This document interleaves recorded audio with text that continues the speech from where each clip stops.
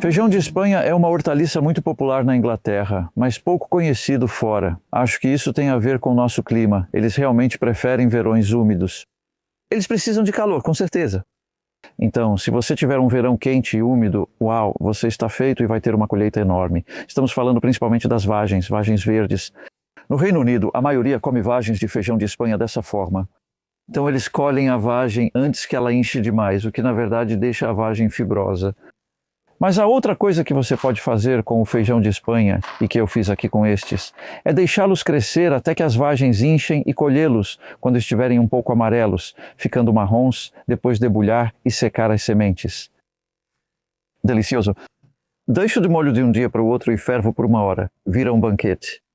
Existe uma variedade branca chamada Syrah, provavelmente uma das mais saborosas. Esse é o César. Vou te mostrar como cultivar essa variedade. O método de cultivo é o mesmo. Seja qual for o método que você vai usar para a colheita. Então você pode dizer que existem 2 métodos de colheita diferentes. Continuar colhendo as vagens verdes antes que endureçam demais. E o outro é deixar que amadureçam na planta. Vamos tentar mostrar os 2 neste vídeo. Então vai ser um processo de longo prazo. E a semeadura é rápida. Há 2 principais formas de semear. Uma delas é como estou fazendo aqui. Então, isso é em ambiente protegido na estufa, bem cedo, um pouco mais cedo do que normalmente eu recomendaria também. Há um elemento de risco aqui porque há um ponto-chave sobre feijões trepadores. Eles morrem com a geada. Fim de papo. Se você semear cedo e houver geada tardia, terá que semear novamente, infelizmente. Esse é um bom motivo para não plantar cedo demais. E o segundo motivo está relacionado a isso, é que se elas não estiverem em condições bem quentes, vão crescer devagar, não vão prosperar e aí ficam vulneráveis a lesmas. Essa é a minha experiência aqui de qualquer forma. Então minha data normal de semeadura para cultivo ao ar livre é 10 de maio. Isso é para uma região onde a última geada costuma ser em 15 de maio. Descobri que funciona bem plantá-las na terra por volta de 25 de maio. A ideia é que isso seja cerca de 10 dias depois da última geada, quando podemos estar razoavelmente confiantes de que não haverá mais geada e sabemos que o clima está esquentando mais. Quanto mais você espera, mais quente vai ficando. Semeaduras tardias frequentemente alcançam as anteriores. Assim, 1º de junho é uma boa data para semear. Isso pode ser dentro ou fora. Fora é mais fácil desde que não haja ratos, pois eles gostam das sementes pequenas. Então, ratos e lesmas provavelmente são as 2 principais coisas com as quais se preocupar. Outra pode ser coelhos, na verdade. Eles vão aparecer e mastigar as pontas das mudas pequenas de feijão de Espanha e os cervos vão comer as folhas. Na verdade, há muitas pragas em potencial. Você deve identificar as mais prováveis, conversar com pessoas próximas e ver o que pode fazer. E elas são plantas trepadeiras, então vamos ver como elas ficam enquanto estão crescendo um pouco. E depois, ao plantá-las, eu vou colocar as estacas no lugar. Uma coisa sobre isso é que você não precisa colocar uma estrutura antes de plantar. Prefiro não fazer isso porque pode haver noites frias inesperadas mesmo após plantar. Basta cobrir as plantas com uma manta de proteção nesse período, o que não é possível se já houver uma estrutura ou estacas montadas. Colocar estacas no início do crescimento não prejudica as raízes. Vamos conferir isso também.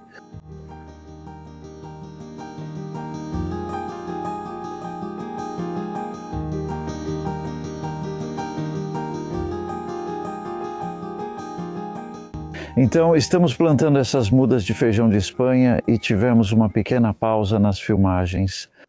Então, essas aqui foram realmente plantadas, as que você está vendo aqui, há 1 semana, exatamente 1 semana atrás. E nesta bandeja aqui estão as plantas da mesma semeadura. E é interessante, na verdade, como elas cresceram mais no módulo. Parece que cresceram mais do que as que estão no solo. E isso é em parte porque aqui fora está mais fresco comparado à estufa. Essas aqui estão na estufa. Mas isso é um pouco enganoso porque, pelo que estou vendo aqui, com um pouco de experiência, eu percebo que essas plantas já estão bem estabelecidas e estão quase prontas para formar o caule principal. E enquanto o tempo continuar razoável, como está agora, entre 16 e 21 graus, o que dá na casa dos 60 graus Fahrenheit, Está quente o bastante para elas. Não é o ideal, mas se aquecer mais, elas sobem pelos gravetos. Então colocamos os gravetos e montamos uma tenda com 6. Tem uma tenda aqui que na verdade tem 10, depende de quão larga é o seu canteiro. O espaçamento dos feijões deve ser entre 30 e 40 centímetros, evitando que fiquem muito próximos ou distantes. Então isso dá mais ou menos de 30 a 40 centímetros. Eu normalmente escolho 30 centímetros porque há bastante espaço ao redor deles. Para colocá-los na terra, repare no torrão de raízes bem formado. Acho que esse está um pouco crescido demais. Parece fantástico, mas quando você coloca uma planta maior assim, ela sofre mais com o choque do transplante e demora um pouco mais para se recuperar.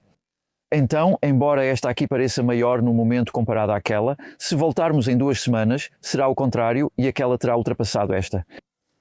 Então, vamos lá. E o que eu fiz foi usar meu plantador.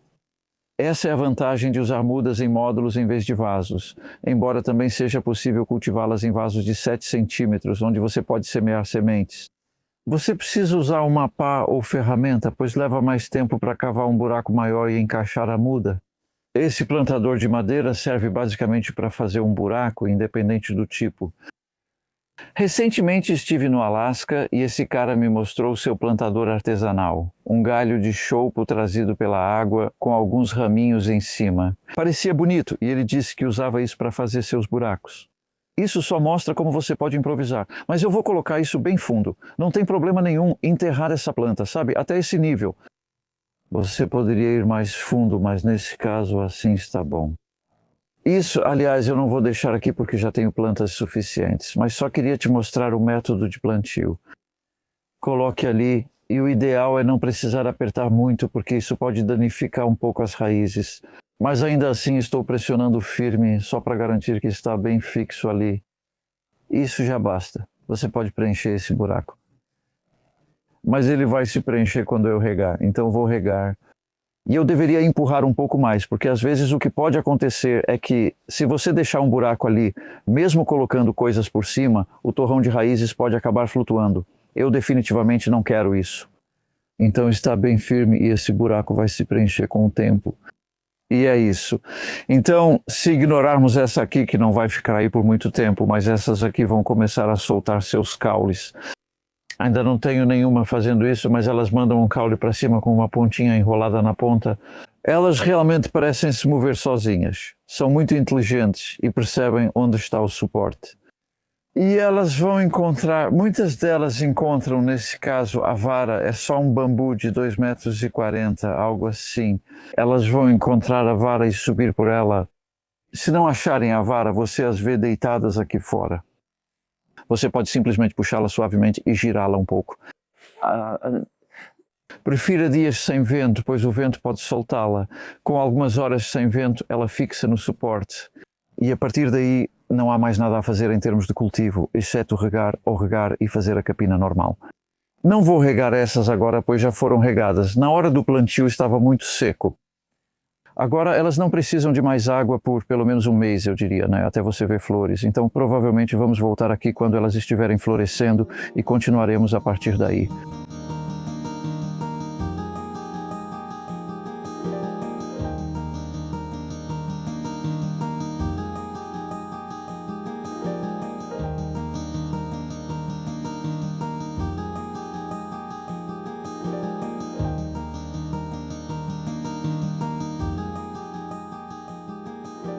Aqui estamos, um pouco mais tarde. Elas crescem rápido e gostam de dias quentes. Tivemos uma temperatura média nas últimas 6 semanas de 23 graus 73 Fahrenheit.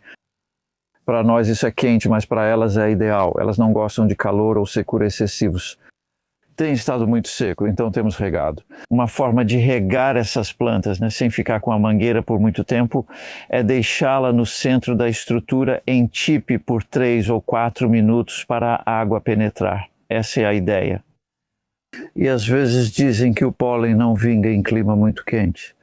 Acredito que isso ocorre mais por falta de umidade na base, pois nunca borrifei água nessas plantas durante o período quente e seco e elas estão se desenvolvendo bem. Você pode ver pequenos feijões aparecendo e se olharmos mais para baixo é onde estão os feijões mais maduros. Agora, se você fosse comer essas vagens, uma vagem como esta já estaria ficando um pouco duro. Ainda está bom para comer, mas você não vai querer deixar por muito mais tempo depois que começar a sentir os próprios feijões dentro da vagem inchando. Então, quando as pessoas dizem, ou quando dizemos que comemos feijão vagem, ou feijão trepador, ou qualquer outro tipo, qual parte você está comendo? Normalmente isso não é especificado. No Reino Unido, a maioria come as vagens. Eles chamam de feijão vagem, como nós, e é o alimento comum. O que estou fazendo aqui, porém, é que, como eu realmente valorizo os próprios grãos dentro das vagens, vou deixá-los amadurecer por mais tempo. Tem uma um pouco mais velha, que está começando a ficar visivelmente mais inchada. E os grãos dentro dessas vagens, na verdade, ficam bem grandes, como feijão de lima, mesmo sendo um feijão trepador do gênero Phaseolus. Na próxima parte do vídeo veremos isso e você espera as vagens amarelar. Assim, essas são as opções. Se, no entanto, você decidir colhê-los agora como vagens verdes, isso vai diminuir sua colheita de feijões secos depois, em parte porque deixa a planta com menos tempo. De qualquer forma, neste clima, elas demoram bastante para passar de vagens inchadas para vagens realmente maduras, com feijões secos o suficiente para serem colhidos. Na verdade, eu só não colho essas vagens. Para comer vagem, nós comemos feijão vagem anão. Veja o vídeo sobre isso, acho eles mais fáceis e rápidos de cultivar. Eles não produzem por muito tempo, mas é possível fazer 2 ou 3 plantios no verão. E você pode ter uma noção dos espaçamentos aqui. Talvez você possa ver que nos suportes eu deixei espaço suficiente para que possamos andar entre eles, se quisermos. Geralmente essas plantas criam raízes bem longe. Então, não é como se as raízes fossem apenas para baixo verticalmente. Então, sabe, elas realmente se beneficiam de bastante espaço. E sabe, no caso desse suporte na ponta do canteiro, as raízes com certeza avançam para o caminho ao lado. Essa é uma vantagem do método sem cavar, de manter os caminhos limpos com um pouco de cobertura de lascas de madeira por cima. Isso serve tanto para nutrir o solo quanto para controlar as ervas daninhas. Nos caminhos o solo está cheio de vida, rico em nutrientes e umidade. Ontem à tarde tivemos 8 milímetros, cerca de 1/3 de polegada de chuva. E olha, elas adoram isso, com certeza. E tudo isso caiu tanto no caminho quanto no canteiro. E essas vão enviar raízes oportunistas para o caminho procurando essa nova umidade. Esse é um dos motivos pelos quais canteiros abertos são ótimos. Você ainda pode fazer canteiros elevados, com certeza, mas sabe, todas essas opções diferentes dão resultados ligeiramente diferentes ou variados. Então, quando voltarmos, as folhas não vão parecer tão viçosas. Esse é o momento mais viçoso agora e muito bonito, porque você tem todas essas flores, muitos insetos nelas. Ótima planta para cultivar no verão e ajudar insetos, já que as flores da primavera acabaram e poucas plantas florescem no auge do verão. Estas aqui estão florescendo. Eu só poderia acrescentar que enquanto estou regando, muitas vezes pego minha faca e corto algumas dessas. Os brotos laterais que estão saindo, que na verdade não vão fazer muita coisa, só acabam atrapalhando um pouco, e alguns na base também. E talvez mais do que tudo, esses aqui em cima. Então esse é o topo da planta. Ela ficou sem estaca para crescer mais alto. Acho que elas cresceriam bastante se você deixasse, e já tem feijões suficientes na planta agora, então estou apenas pegando esses e podando. Estamos chegando na meados para o fim do verão, quando não queremos tanto assim. Incentivar o novo crescimento dos caules e folhas da planta e fazer com que a planta consolide o que já está aqui e transforme essas vagens em lindos feijões secos. Estamos em meados de agosto e em um verão quente começamos a ver ótimos resultados. Muitas vagens aqui. Tudo certo. Se quisesse vagens verdes, estão aqui. Mas para mim, o que importa agora está mais embaixo, pois elas amadurecem de baixo para cima. E à medida que descemos, estamos vendo vagens mais cheias assim. Se você quisesse vagens para comer, essa aí já passou do ponto e está bem fibrosa. Mas os grãos estão inchando lá dentro. 1, 2, 3, 4 belos grãos bem cheios. E então as vagens ficam amarelas, o que indica que os grãos estão amadurecendo mais. Você pode ver um ali dentro, por exemplo, de um amarelo bem vivo. E essa ainda não está pronta porque os grãos precisam secar mais. E então, o que estamos começando a ver agora, que na verdade é mais cedo do que o normal, São vagens como esta, que têm os grãos praticamente secos por dentro. Eles não estão totalmente secos, mas já reduziram bem de tamanho. Então, à medida que secam, eles ficam desse tamanho, sendo que provavelmente eram mais do que o dobro desse tamanho quando estavam úmidos. E se você tiver tempo bom o suficiente para que eles possam secar na planta assim, isso é fantástico, porque facilita o processo seguinte. Eu tiro os grãos das vagens, coloco em uma bandeja em um local ensolarado dentro de casa, talvez por alguns dias, e então eles ficam realmente duros, crocantes, secos e podem ir para um pote para serem armazenados pelo tempo que você quiser. Já os mantive até por 2 anos. E ainda assim continuam bons para comer. Eles também servem como sementes. Que vantagem! Então essas são de sementes que venho guardando há vários anos. O principal é que eu não cultivo nenhum outro tipo de feijão trepador porque eles cruzam entre si. Isso é uma limitação. Em uma horta comunitária britânica comum, com muitos tipos de feijão trepador sendo cultivados, isso provavelmente não seria possível. Você até poderia fazer o processo, mas não teria o resultado específico que percebo nesses feijões brancos. Tem um sabor incrível, eles são como feijões amanteigados. Então, dando uma olhada rápida, a princípio você pensa que não tem muita coisa aqui. E então você percebe que na verdade tem bastante coisa. E esses aqui no começo realmente precisam de cuidado e atenção, porque estão bem no chão e começam a mofar se você deixar por muito tempo depois que secam na planta. Então vamos cuidar desses hoje, vamos vasculhar todas essas plantas para tirar essas vagens e debulhá-las. E como agosto tem sido seco por aqui até agora, elas estão em boas condições. Mas em um verão chuvoso pode acontecer das vagens de baixo que ficam encostadas no chão acabarem ficando um pouco mofadas antes de você colhê-las. E às vezes você perde algumas assim. Mas com o passar do tempo temos aqui potencialmente uma colheita realmente significativa. Se você imaginar todas essas vagens terminando de encher e secando, embora os grãos pareçam pequenos, é muita comida. Sempre me impressiona o quanto poucos feijões rendem para comer e como sustentam. Estamos regando, então como não choveu muito, 3 ou 4 minutos por estrutura em forma de tipe, talvez a cada 5 dias mais ou menos.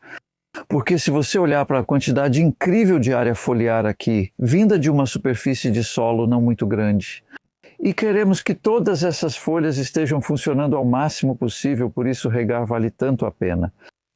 Às vezes dizem que, quando as pessoas veem um exemplo aqui, não sei se você consegue ver, às vezes as flores não vingam e as pessoas se perguntam se isso é um problema de polinização. Na verdade, quase certamente é falta de água. Se não houver água suficiente disponível para as raízes, as plantas simplesmente não vão formar frutos. Não conseguem, as plantas meio que sabem que não adianta. Você rega e logo percebe que as flores estão vingando e formando pequenas vagens. Então, em meados de agosto, estas aqui ainda devem ter tempo. No começo de outubro, de fato, o tempo já acabou. Então, elas têm mais ou menos tempo suficiente para conseguir. Mas, além disso, você sabe, você poderia ir lá e tirar, beliscar todas as flores assim. Eu nunca faço isso. Quero dizer, é mais um trabalho para o qual não temos tempo. Elas meio que se podam sozinhas, mas eu acho que vale a pena. Acho que eu disse isso no vídeo anterior, na verdade, mas é só para podar um pouco o crescimento excessivo. E como você pode ver, na verdade, estamos bem em dia com isso. É mais o que está saindo no topo, porque é no topo que a maioria dos novos flores e crescimento estão. E não vai demorar muito para as plantas pararem de florescer. Você vai ver, elas só querem produzir sementes para o próximo ano.